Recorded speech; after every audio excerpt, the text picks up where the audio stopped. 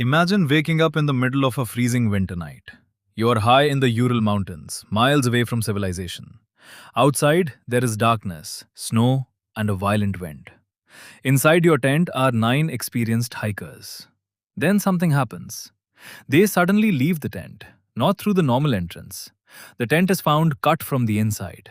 Their shoes and warm clothing are left behind, and the hikers disappear into the freezing night. What could have been so terrifying that 9 experienced people would leave their shelter in such dangerous conditions? This is the mystery of the Dyatlov Pass Incident. And even after more than 6 decades, people still ask one question. What really happened that night? In January 1959, a group of experienced Soviet hikers began a skiing expedition through the northern Ural Mountains. The group was led by Igor Dyatlov, a 23-year-old engineering student. There were 10 people in the original group. They were young, experienced, and prepared for a difficult winter journey. Their destination was an area near Mount Ortorton. But during the expedition, one member of the group became seriously ill and decided to turn back. That left 9 hikers continuing toward the mountains. They included students and graduates with experience in skiing, hiking, and winter conditions. At first, everything appeared normal.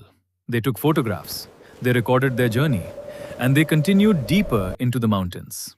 They had no idea that this would become one of the most famous mysteries of the 20th century. On the evening of February 1st, the group established a camp on the slope of Kholatsyakal. The name is often translated from the local Mansi language as Dead Mountain. The weather was harsh, visibility was poor, and the temperature was dangerously low. For reasons that are still debated, the group appeared to have moved their tent onto the exposed mountain slope rather than continuing to a more sheltered location. Inside the tent were their belongings, their shoes, warm clothing, food, and other equipment. Nothing immediately suggested that the group was planning to abandon the camp. Then, sometime during the night, something changed. When the hikers failed to return, a search operation was eventually launched. On February 26th, rescuers discovered their tent. But the scene was strange. The tent was partially buried in snow, and investigators reported that it had been cut from the inside. Most of the hikers' equipment was still there. Their shoes were left behind. Some warm clothing remained inside. Yet, the hikers themselves were gone. Outside the tent, investigators found footprints leading down the mountain. The tracks appeared to show that the group had moved away from the tent on foot. Some were lightly dressed despite the extreme cold. Why would experienced hikers leave their shelter without proper clothing? And more importantly, what were they running from? Searchers eventually found the bodies of the hikers in different locations. 2 were discovered near the remains of a small fire beneath a cedar tree. 3 others were found between the tent and the forest. The remaining 4 were discovered later, deeper in a ravine. The deaths were attributed to hypothermia and traumatic injuries in different individuals. Some of the injuries appeared unusual and became the subject of intense speculation. Over the years, stories began to spread. Some people suggested a secret military experiment. Others imagined an encounter with unknown forces. Some even suggested something far more mysterious. But speculation is not evidence.